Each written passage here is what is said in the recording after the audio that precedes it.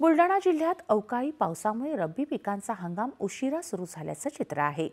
जिल्ह्यात रब्बी हंगामाच्या पार्श्वभूमीवर शेतकऱ्यांना यंदा 500 कोटी रुपयांच्या कर्ज वितरणाचं उद्दिष्ट ठेवण्यात आलं आहे। शेतकऱ्यांनी गहू, हरभऱ्यासह मका, उन्हाळी भुईमूग या पिकांची पेरणी सुरू केली आहे।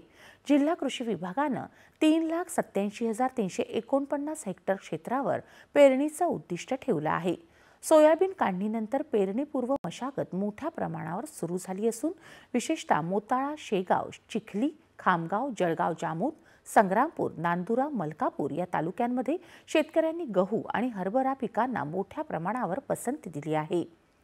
वन्य प्राण्यांपासून पिकांचं संरक्षण व्हावं यासाठी खामगाव, संग्रामपूर, मोताळासह डोंगराळ भागाला लागून असलेल्या तालुक्यातील शेतकऱ्यांनी प्रतिबंधात्मक उपाययोजना करण्याची मागणी वन विभागाकडे केली आहे।